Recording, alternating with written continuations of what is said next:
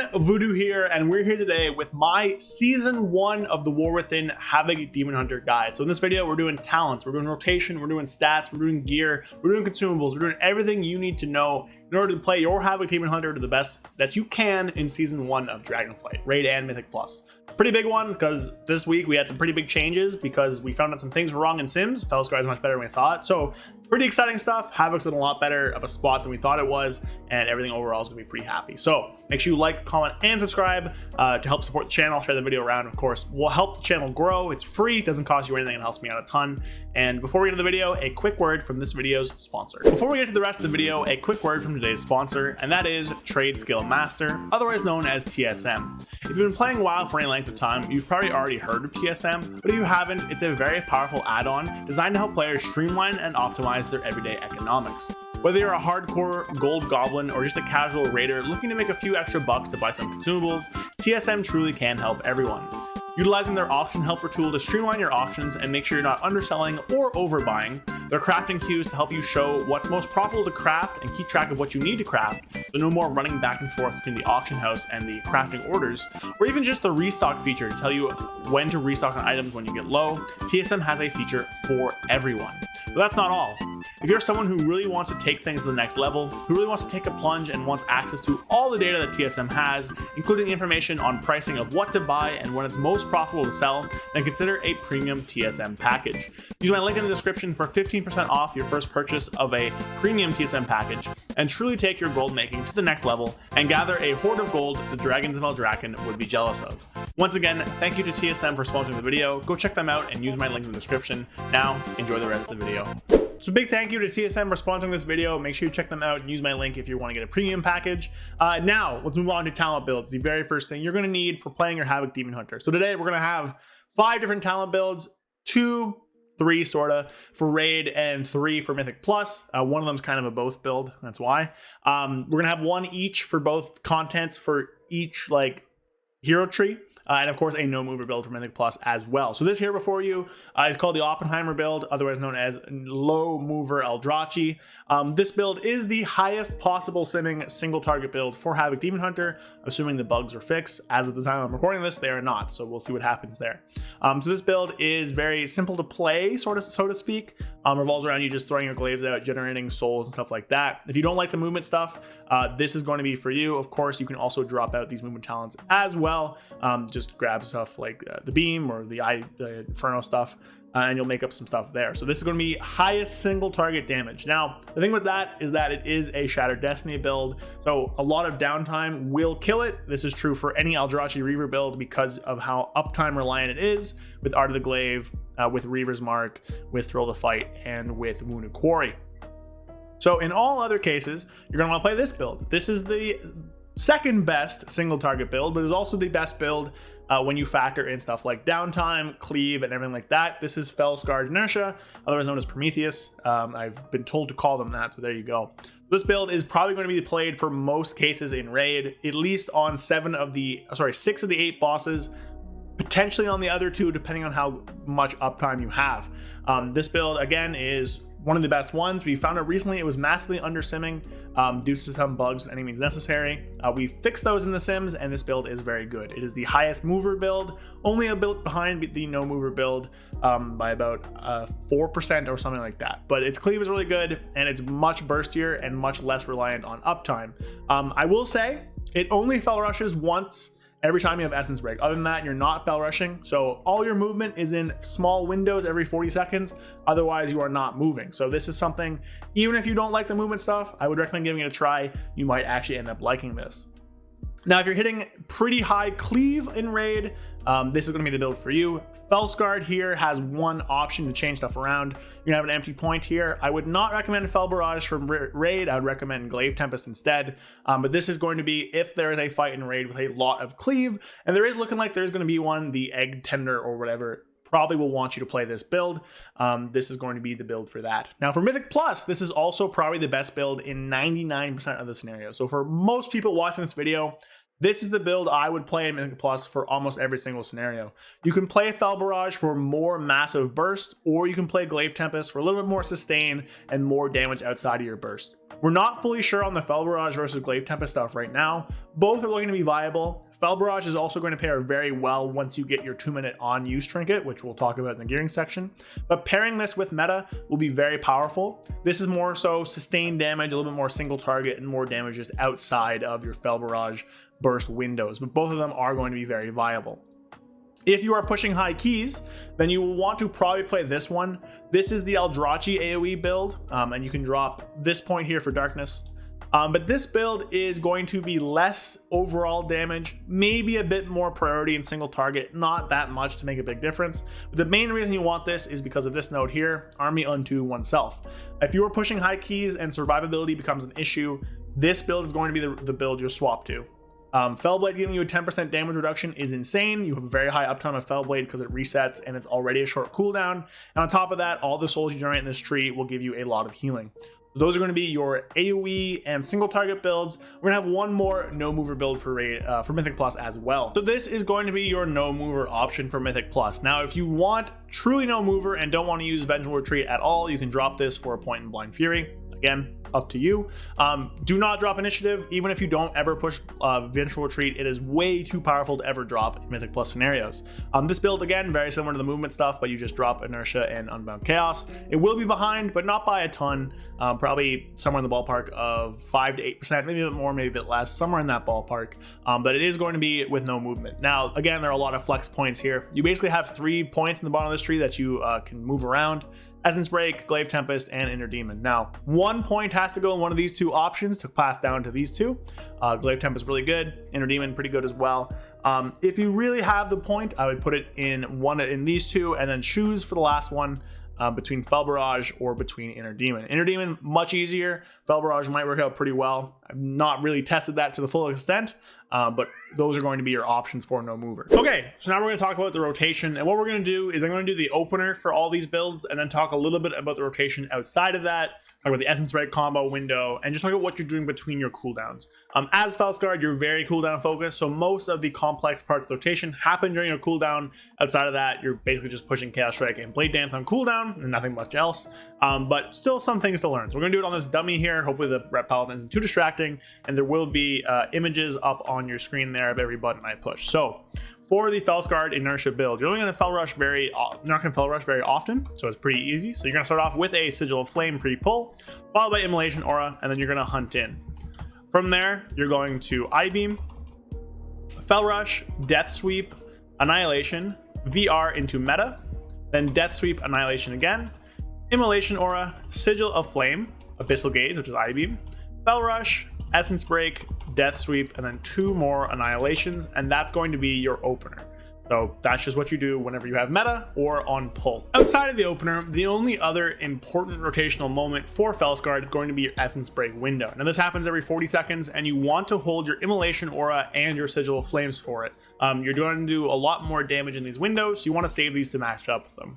If you're in Lust and in meta, and Immolation Aura's cooldown will come back up before Essence Break, then you can send it. Otherwise, hold it. Basically, only going to happen on pull with Lust and meta. Otherwise, not really going to happen. So what's going to happen here, we'll use Hunt. If you don't have the Hunt, obviously just skip that part of the rotation. But it's going to be Immolation Aura, Sigil of Flame, then Hunt. Then you're going to backflip an I-Beam, Fel Rush in, Essence Break, Death Sweep, and then 2 Annihilations. Again, if you don't have the Hunt, don't use it, but that's going to be the Essence Break combo. Outside of that, you are literally just using Blade Dance on cooldown and filling in with Chaos Strike and Fellblade. You are not using Immolation Aura, you are not using Sigil of Flame, you are saving those for your combo, and you also want to use Vengeful Retreat on cooldown as well for Fury generation. If you ever run out of Fury, you want to use Fel Rush to fill. You can use Glaives, like throw Glaives, if you really hate using Fel Rush, but otherwise you are just sitting here, as I'm doing right now, and using Chaos Strike and Blade Dance until your combo comes back up. Once your combo does come back up, you can use your things a little bit early just to prep for it. Backflip into I-Beam, Fel Rush back in, Essence Break, Death Sweep, Annihilation, and Annihilation. And that's basically going to be the rotation incomplete, in like full for Felskard Inertia. So for the no mover Aldrachi build, and again, this can drop Essence Break for any means necessary at a slight loss, but it's going to be much simpler if you want to play it that way. This build is going to be pretty easy. The only thing is just using your Reaver's Glaive, and realistically, you just want to throw it as much as possible. You're not really going to save it for anything, not saving it for waiting for Blade Dance to be up, not saving it for waiting for Chaos Strike. Just throw it on cooldown.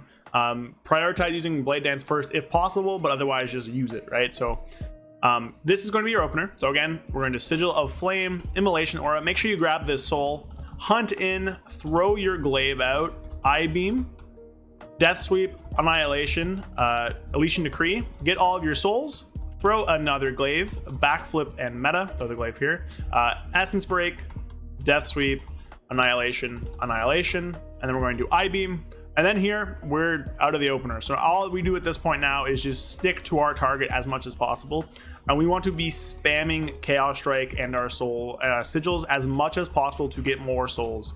Name of the game here is get souls, and once you get souls, you want to use the glaive as soon as possible to keep up all your buffs and keep up the thing on the target.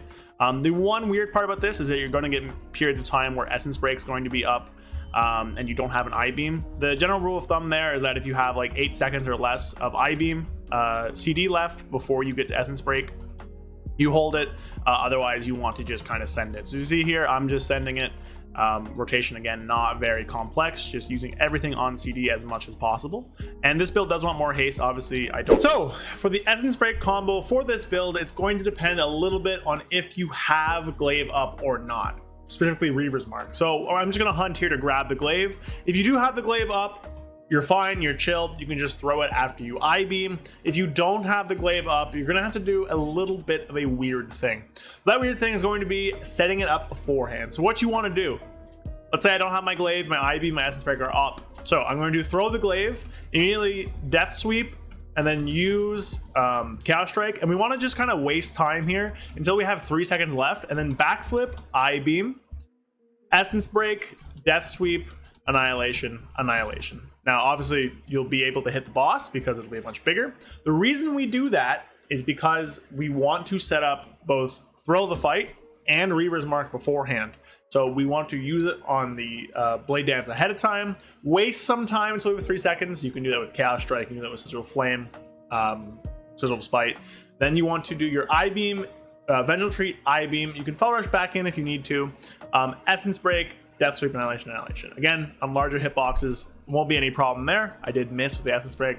Not a big deal here. It's just kind of the size of the dummy. But that's what you want to do with Essence Break for this build. Now, we're going to talk about the AOE rotations. Again, things are going to be different depending on what you play. If you drop Essence Break for Fel Barrage, it'll be a little bit different. If you drop Glaive Tempest for Fel Barrage, it'll be a bit different. If you are playing Fel Barrage, basically just use it with meta. Just send it whenever you pop meta. You'll have tons of Fury and it'll work pretty well. Otherwise, things should be pretty similar between all the builds. So what you want to do here, very important that you use all of your Sigil of Flame and Immolation Aura charges before entering meta. Because of Violent Transformation, you'll get them all back.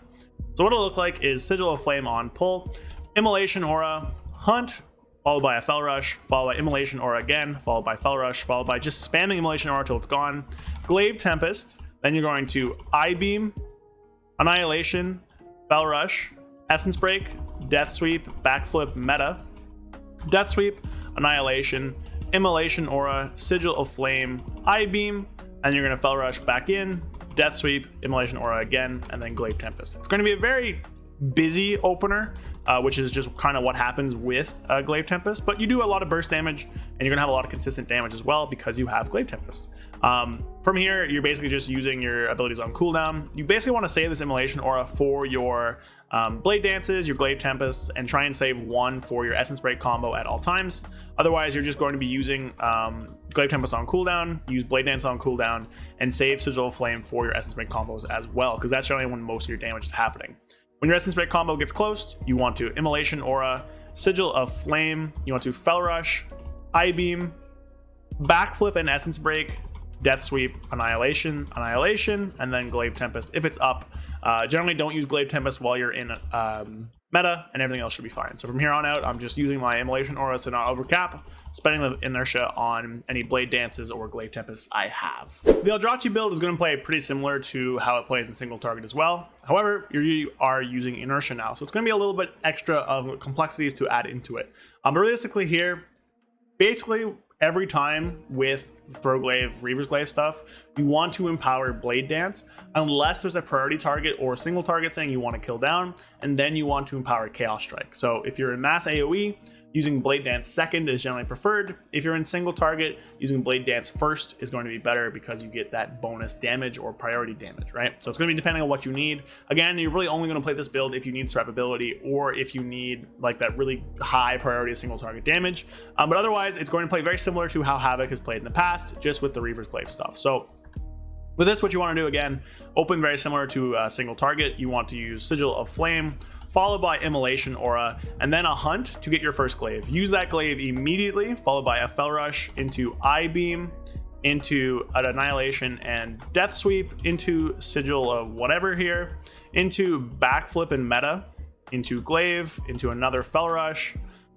into Essence Break, into Annihilation, Death Sweep, Annihilation, and then another Eye Beam. So by doing this, you end up getting all your buffs rolling for when you're in the Annihilation window, and also allow you to buff up your Death Sweeps and stuff with, you know, just by hitting the proper target. So whenever an AoE here, you also want to make sure you're always just sitting on the same target the whole time.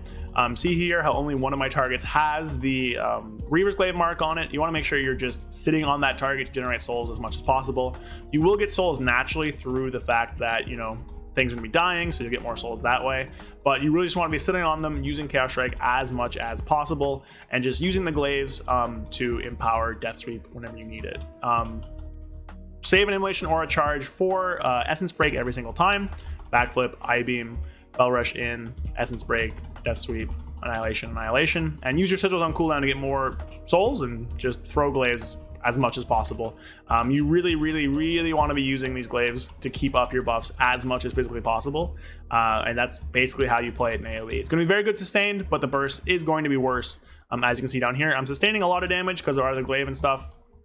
My burst damage is going to be a lot lower than if I were playing Fellsguard. So the M plus no mover build is going to be very similar to how we've been playing the other stuff. I'm not fully going to cover it. All you need to do is play the exact same way you were playing the other Fellsguard build, but just don't Fell Rush ever. That's basically it. Plays the exact same way, so I'm not going to cover it here. I will have a video later on, probably in a few weeks, going over no mover stuff more in depth, so keep an eye out for that. But plays very easily, plays very simply. I'm not going to cover it here just for time's sake to keep the video kind of short. We've got our rotation out of the way. We have our talents dealt with. Now it's time for stats, gearing, trinkets, and all that. So we're going to start with stats. Now stats for Havoc are going to be a bit weird because it's going to depend on what build you're playing, but also which hero talent tree you're playing. So as a general sense, Critical Strike is going to be very strong for every single build. It's going to be either your best or your second best stat, depending on what you're playing.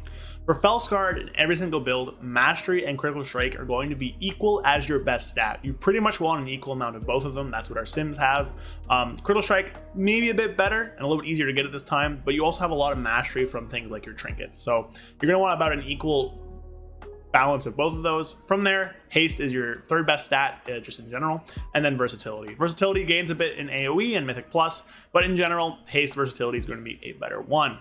For Aldrachi Reaver, it's going to be much the same, unless you're playing Shattered Destiny. For every other Aldrachi Reaver build, it goes Critical Strike, then Mastery, with crit being better, then haste, then versatility. For the Shattered Destiny build, it's Critical Strike and then a haste, with Mastery being your third best. Haste is going to be very important for that Shattered Destiny build, but again, you know, you need a lot of uptime for that, kind of hard to do, etc., etc. So, going to depend on what you're doing. Fellsguard, general thing, Critical Strike and Mastery are equal, with haste and verse bring up the rear.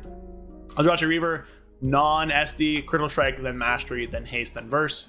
Shattered Destiny is going to be Critical Strike, then haste, then Mastery, then verse. Next up, let's talk about Embellishments. So Embellishments are going to be in a bit of a weird spot because it depends on uptime.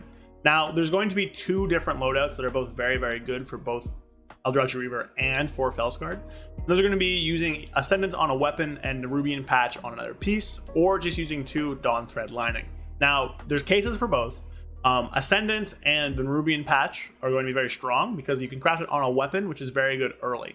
What it does is it gives you a stack of stats every 8 seconds you're in combat, up to 10, so it gets better over time. Dawn Silk lining, on the other hand, is much like blue silken lining from the past, where it gives you stats above a certain threshold, but it's Critical Strike and it's whenever you're above 80%, not 90%. Because of this, you're going to have a pretty high uptime of it. How it works out is that in single target, if Dawn Silk lining or Dawn Thread lining, whatever, is at 60% or higher uptime, it's going to be equal to or better than Ascendance plus the patch. If it's under than that, Ascendance is going to be better. In Mythic Plus, probably Dawn Thread is going to be better as well. So to craft, here's what I would recommend. I would use your first spark on a weapon with Ascendance unless you get really lucky on weapons. The reason for this is that you're going to get a weapon at 636, which is going to be very, very good. As well, you're going to get the strong embellishment that's going to be very good for raid and pretty good for Mythic Plus as well. From there, if you're focusing more on raid, I would use a piece with Nerubian Patch second. If you are focusing more on Mythic Plus, I would start to craft your Dawn Thread things. Now, in our best in slot pieces, Gloves is our worst piece and is where we want to craft our Dawn Thread or our Nerubian Patch. However, again, I wouldn't do that early because you don't want to interfere with your tier gear, right? Because that goes there. So crafting on wrists, boots, or belt is also good.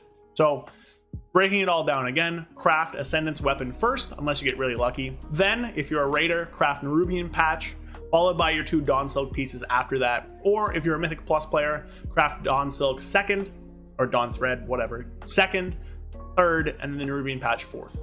Again, using wrists, boots, belt, or hands are all great slots for those. So for trinkets, we actually have a lot of really good options for Havoc for both Raid and Mythic Plus. The one you're going to want to pick up that you're going to use in every single scenario is going to be Scarden's Grace. This drops from the Grim Batol dungeon. It's a 2-minute on-use mastery trinket, gives you a ton of mastery, and has a passive agility proc. From there, there's a bunch of other trinkets that are going to be good in different scenarios. For Mythic Plus, the second best one, the one you're going to want to pick up as a passive, is going to be the Arakara Sack Brood from Arakara City of Echoes from the first boss. It's just a passive, really high uptime agility proc with a slight extra damage component to it. Damage is not very important. It's mostly for the agility. That's gonna be really good for Mythic Plus, our best in slot. Will also be very good for raid and a good pickup early until you get some raid trinkets. Now, the one that does end up beating it is going to be Mad Queen's Mandate from the final boss. This is a bit weird in Sims right now, where we're not sure how it's going to work because we haven't been able to test it on bosses and stuff. But basically what it does is it deals more damage the less health your target has. And by gaming that a bit, you will end up doing really good damage with it because you get extra damage whenever you use it. Now, it's very, very close to using Egg Sack, and if you don't want to use double on use, Egg Sack is a very viable and good alternative, but Mad Queen's Mandate is the highest theoretical DPS. Other good, strong passive options are going to be the Void Reaper's Contract, which drops from Nexus Princess Kaiveza and works well with the fist weapon we're going to want, which I'll touch on after. This is just a passive proc that deals damage. Nothing too wrong with that. And finally, Dead Eye Spyglass is another really good single target trinket from Mythic Plus from the ship dungeon there. I don't remember off the top of my head. The one from BFA. There you go.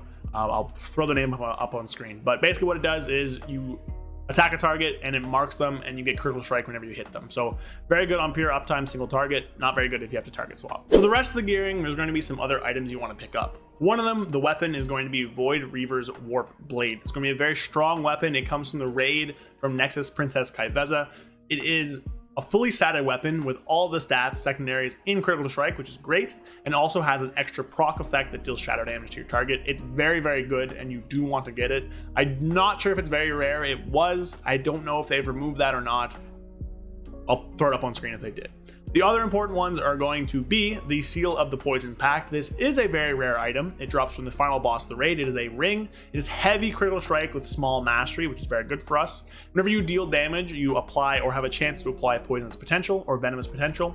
At 5 stacks, you deal damage to the target. And whenever you deal nature damage, you apply an extra stack. So obviously, as a chaos user, all of our damage is nature. This is very, very good. Other things that are good is going to be the Wings of Shattered Sorrow. Now, this is less so good for the Felskar builds because you want as much mastery as possible, but it's still pretty strong. When you take damage greater than 25% of your health, you get avoidance and you increase your healing taken. This is more so for Mythic Plus with Aldrachi Reaver, but still a very strong thing.